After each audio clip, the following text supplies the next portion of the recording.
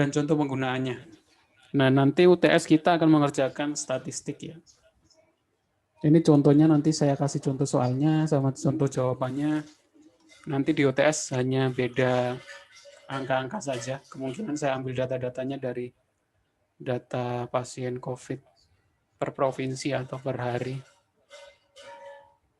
biar lebih mudah. Di dalam Excel kita mengenal namanya fungsi. Fungsi adalah sederetan atau sekumpulan formula yang sudah disediakan oleh Excel untuk melakukan operasi tertentu dengan menggunakan nilai yang disebut argumen.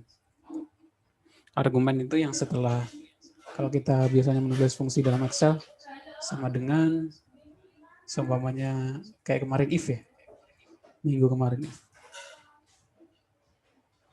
Dalam kurung, nah ini namanya fungsi, yang dalam kurung ini namanya argumen. Oh iya, untuk tugas kemarin, tugas yang minggu kemarin, tugas keempat kalau nggak salah, itu terakhir hari ini ya. Ya, enggak, bukan, maksudnya yang mengerjakan dan mengumpulkan hari ini berarti dianggap hadir, masuk atau M. Kalau nanti mengumpulkannya setelah hari ini, tugasnya tetap masuk, nilai tugas, tapi kehadirannya nggak dihitung. Jadi kan kemarin saya bilang kehadiran dihitung dari pengumpulan tugas 4 atau tugas if, logika if.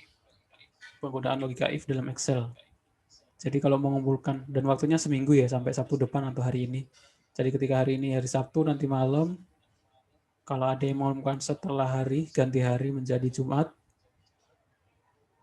Jumat. Minggu ya besok ya.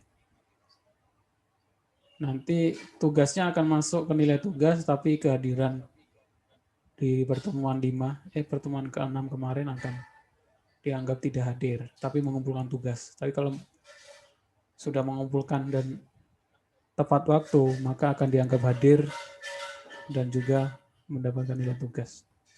Itu saja mungkin yang belum tahu, atau belum mengerjakan, atau belum mengumpulkan. Silakan dikumpulkan. Saya lanjutkan. Halo Pak Dwi. Ya, silakan. Ya. Maaf Pak, nilai saya untuk yang pertemuan yang sum average itu belum dinilai ya Pak? Namanya siapa nih? Saya nggak kelihatan namanya. Yuyun Mei Pak, yang kemarin saya udah WA ke Bapak itu. Oh iya, mungkin kelewat, nanti saya koreksi lagi. Soalnya yang WA saya banyak ya, maksudnya kadang. Oke, terima kasih Pak Dwi. Ya, sama-sama. Kadang kan ada yang ngoreksi, maksudnya mengkonfirmasi, tapi kebetulan saya nggak buka laptop, jadi otomatis kan nggak langsung saya ganti. Kalau pas saya buka laptop akan saya ganti, saya koreksi langsung ya. Tapi kalau ketika nggak, saya pas kebetulan nggak buka laptop ya, otomatis nanti lama-kelamaan jadi lupa. Kemungkinan nanti akhir-akhir saya cek WA satu-satu. Oke, saya lanjutkan argumen. Tadi argumen ada hubungannya dengan fungsi. Dapat berupa bilangan, teks, nilai, logika. Logika itu true atau false. Kemarin ada yang nanya tentang logika, kenapa kok munculnya false? Soalnya itu ada sebenarnya bagian dari soal ya. Jadi ketika lebih besar 50 akan lulus. If lebih besar 50 lulus. Jadi ini ada namanya istilahnya box ya, atau celah. Jadi ketika dia 50, program akan bingung. Dia masuk tidak lulus atau enggak, masuk tidak lulus atau masuk lulus, karena di pengecekannya lebih besar 50 lulus, kalau tidak lebih besar 50 tidak lulus. Nah, ketika ada inputan 50, program akan bingung. Jadi solusinya biasanya lebih besar sama dengan.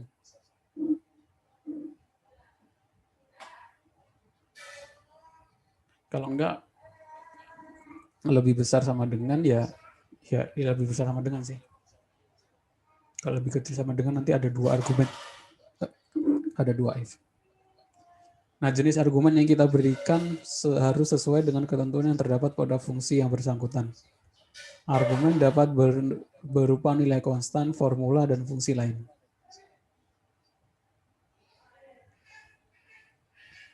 Beberapa fungsi dalam penggunaan statistik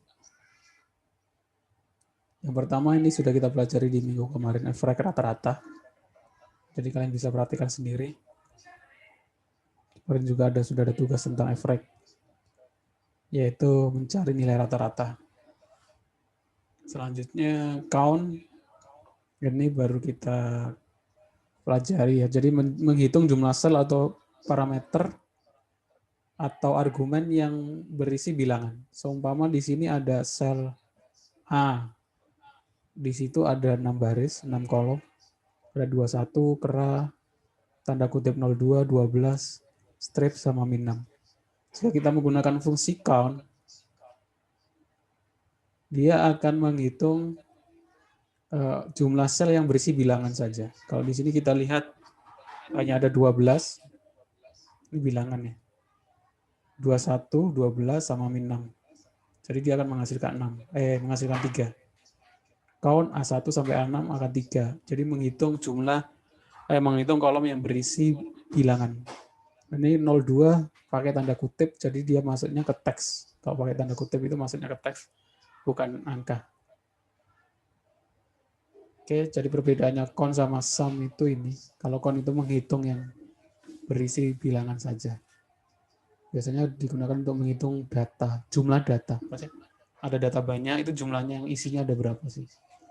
Kan ada yang kosong, ada yang lain. Selanjutnya count A. Perbedaannya dengan count sama count A adalah kalau count A menghitung jumlah sel atau parameter argumen yang tidak kosong. Jadi dia menghitung semua. Kalau yang tadi adalah hanya untuk menghitung bilangan. Kalau yang ini menghitung yang tidak kosong. Contohnya ini. Count A1 sampai A7. Jadi yang tidak kosong berapa? Ini kan yang kosong cuma 1 di kolom 3. Jadi jawabannya adalah 6. Saya lanjutkan. Max mencari bilangan terbesar. Kemarin sudah kita pelajari. Ini kita kenal dalam istilah statistik. Max mencari bilangan terbesar. Terus frekuensi. Nah ini frekuensi, ini biasanya di statistik juga muncul. Apa itu frekuensi? Itu adalah seringnya data muncul. Apa seringnya? Kemunculan data. Frekuensi. Kalau dalam fisika kan jumlah sinyal per menit. Maksudnya jumlah data yang diterima. Kalau frekuensi dalam Excel ini jumlah data yang diterima, jumlah data yang muncul dalam rank tertentu. Jadi ada ranknya. Langsung ke contohnya. Di sini ada angka. Kalau saya bacakan aja. Misalnya kita sebagai dosen mempunyai data nilai mahasiswa yang dimasukkan di rank A1 sampai A10. Ini ada nilai mahasiswa, ada 10, A1 sampai A10. Bentuknya array. Array itu maksudnya data berurutan, ini istilahnya array. Sebagai berikut. Kemudian kita mengelompokkan nilai tersebut berdasarkan batasan. Jadi dikelompokkan. Yang nilainya 0 sampai 65 berapa, yang 66 sampai 75 berapa, yang 76 sampai 85 berapa. Caranya menggunakan frekuensi, yaitu menghitung kemunculan data berdasarkan rank tertentu. Jadi di sel B ini kita tulis nilai maksimalnya berapa. Jadi 65 berarti 0 sampai 65, yang kedua ini 75 berarti 66 sampai 75, yang ini 85 berarti dari 76 ke 85. Bawahnya berarti dari 86 ke 100. Nah, fungsi frekuensi kita tuliskan di sini. Frekuensi diikuti dengan sumber datanya A1 sampai A10, pakai koma, sama rank datanya, yaitu B1 sampai B3. Nanti akan menghasilkan, berarti yang mendapatkan nilai 0 sampai 65 ada 3 orang. Yang sampai 75, 66, 75 2 orang, 85, 76 sampai 85 2 orang, sisanya itu 86 sampai 100. Itu kegunaan untuk mencari frekuensi. Dalam beberapa hal penelitian atau apapun itu kadang kita menggunakan fungsi ini. Membutuhkan. Kalau nggak tahu, kadang kita harus melakukannya secara manual ya.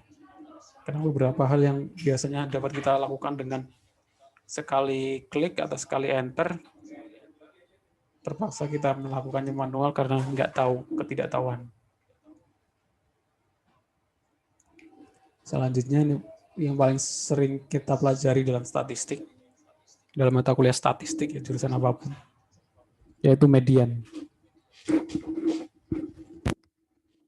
Median yaitu bilangan tengah. Bilangan tengah artinya bukan bilangan yang ada di tengah, tapi urutan bilangan itu diurutkan dulu dari terkecil sampai terbesar, baru diambil yang tengahnya. Jadi bukan bilangan yang tengah, tapi diurutkan dulu dari yang terkecil sampai terbesar. Contohnya adalah, seumpama ada bilangannya nggak urut ya. 2, 4, 1, 3, 5. Nah, kita ambil bilangan tengahnya. Kalau kita lihat itu kan hanya harusnya 5 ya. Maksudnya harusnya yang di tengah itu kan 1 kalau secara posisi, bukan secara nilai.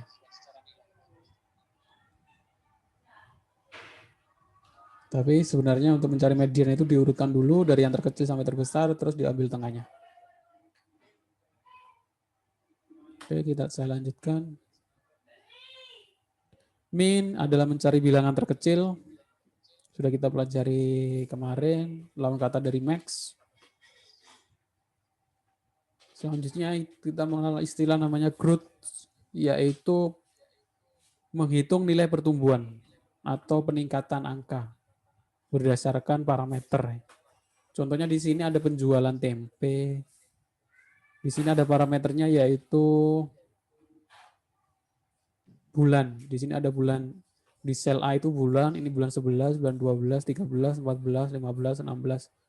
Nah, jumlah tim yang terjual itu 331, terus 471, 690, 1020. Nah, ini dalam statistik itu untuk menghitung kenaikan, memprediksi istilahnya ya. Kenaikannya itu berapa. Kita gunakan fungsi growth, B2 sampai B7 itu parameternya, B2 sampai B7 atau bulannya, terus A7 sampai A2 sampai A7 ini data yang akan kita ambil, terus A8 sama A9 ini kita akan munculkan datanya di sini, data growth-nya. Oke, nanti kalian bisa praktekkan sendiri. Ada kuartil ini kalau dalam ilmu ekonomi biasanya peningkatan ekonomi kuartil pertama, kedua, ketiga, keempat. 3 bulan pertama, 6 bulan kedua, terus 9 bulan, terus 12 bulan ya, kuartil. Maksudnya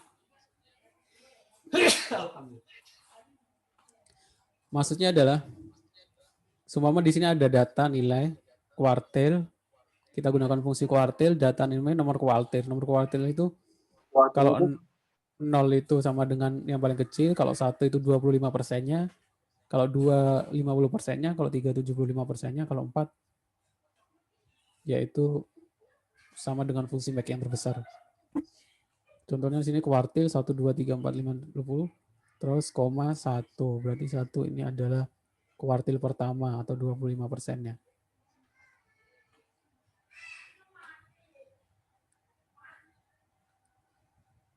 Terus modus atau mode. Nah, itu cari bilangan yang paling sering muncul. Kalau frekuensi tadi bilangan yang jumlah bilangan munculnya berapa kali, kalau mode ini bilangan apa yang paling sering muncul atau modus dalam statistik. Di Excel menggunakan mode, cuma di sini contohnya. Ini bisa rank atau angka ya. Kalau untuk contoh ini angka saja, kalau rank biasanya sel keberapa, A1 sampai A9 gitu ya. Bisa juga kita menggunakan angka langsung yang ingin kita cari. Modus dari 5, 6, 4, 4, 3, 2, 4, yaitu bilangan yang paling sering muncul adalah bilangan 4. Ya ini sebenarnya nggak perlu pakai Excel juga tahu ya, kita lihat. Tapi kalau angkanya udah banyak, ratusan ya, kita bisa menggunakan fungsi ini biar lebih mudah mencarinya. Jadi yang paling sering muncul adalah 4. Oke, saya lanjutkan. Permutasi ini menghitungnya banyak permutasi itu kemungkinan. Saya juga kurang terlalu paham tentang permutasi. Intinya adalah seumpama kita mengetahui bahwa nomor normal kendaraan bermotor adalah 4 angka, kombinasinya 0 sampai 9. Jadi semuanya nomor polisi itu kan semuanya ini Kalimantan Timur ya, KT, XXX, UV. Nah, ada berapa banyak permutasi yang di tengah ini. Cara menghitungnya adalah permut 10, 10 adalah banyaknya macam angka ya dari 0 sampai 9, terus koma 4, 4 adalah digitnya ada 4. Dia akan menghasilkan 5040 kendaraan bermotor. Maksudnya 5040 macam jenis plat yang nanti akan muncul di tengah sini. Permutasi. Hitungnya seperti itu. Nah, ini nanti tugas UTS-nya akan tampilannya seperti ini. Bentar saya. Jadi yang pertama adalah nanti ada data. Ini ada hanya data contoh. Nanti di UTS-nya datanya bukan ini ya. Saya ganti mungkin lebih banyak. Biar kelihatannya susah, sebenarnya juga tinggal masukkan rumus ya. Bisa jadi nanti saya masukkan data pasien COVID se-Indonesia itu kan banyak banget per bulan atau per provinsi. Terus yang kita cari adalah nanti kita cari median, modus, maksimum, minimum, jumlah data. Caranya bagaimana? Di sini sudah ada cara pengerjaannya. Jadi median, menggunakan perintah median. Kalau modus menggunakan perintah mod. Terus kalau yang jumlah data menggunakan count, minimum pakai min, maksimum pakai max. Selanjutnya yaitu ini yang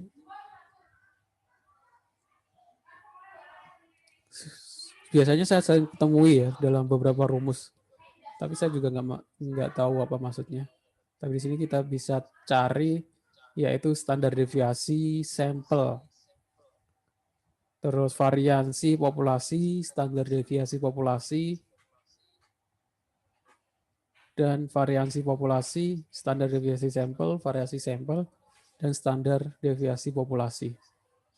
Jadi nanti UTS-nya seperti ini, ada data, kalian cari ininya apa statistiknya, istilah statistiknya yaitu median, modus, maksimum, minimum, jumlah data, variasi sampel, standar deviasi sampel, variasi populasi, standar deviasi populasi. Caranya bagaimana? Ini sudah ada di sini di materi yang saya upload di e-kampus. Silakan kalian download. Saya belum upload di website. Kalau penasaran apa yang dimaksud standar deviasi, variasi sampel, mungkin kalian bisa pelajari lagi mata kuliah statistik ya. Saya juga lupa dulu ketika satu skripsi juga ada istilah standar deviasi.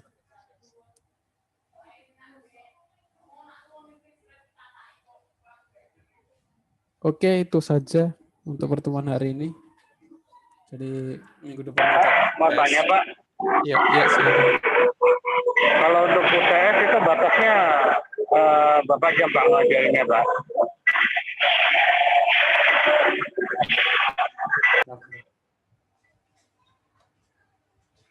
Sesuai juknis ya, seminggu, waktu pengumpulannya 1 minggu, nggak beberapa jam.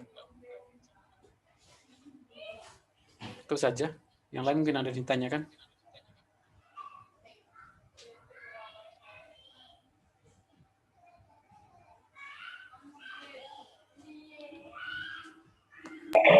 Kalau pengumpulan nanti buat UTS kita kayak seperti biasa ya Pak ya?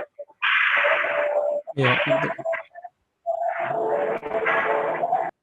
kayaknya harus pakai ini headset berisik. Kalau untuk nanti UTS pengumpulannya dan download soalnya di e-kampus. Jadi untuk UTS pengumpulannya di e-kampus ya. Seperti Juknis, seperti mata kuliah lain. Di e-kampus saja biar lebih mudah. Maksudnya Mau nanya, Pak. ya, silakan.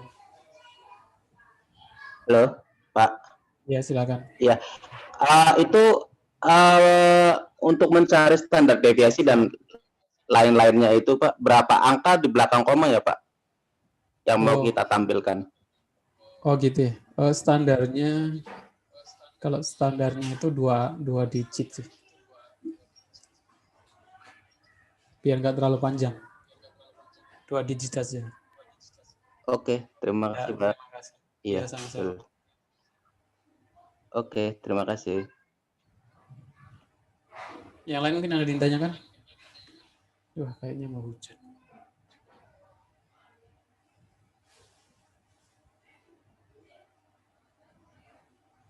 Kalau nggak ada, saya kira cukup. Nggak terasa Pak, udah. Ya. Kalau pengumpulan UTS itu formatnya Excel apa via PDF, Pak? Kalau di kampus. Pengumpulan formatnya. Enaknya Iya. Tugas ini Pak, pengumpulan tugas UTS itu Pak, ntar dibuat ngirimnya via Excel apa PDF Pak? Dibuat format PDF. Enaknya pakai Excel saja, tapi jangan lupa dikasih nama di Excel-nya. Siap-siap Pak. Oke, itu saja. Yang lain mungkin ada yang ditanyakan.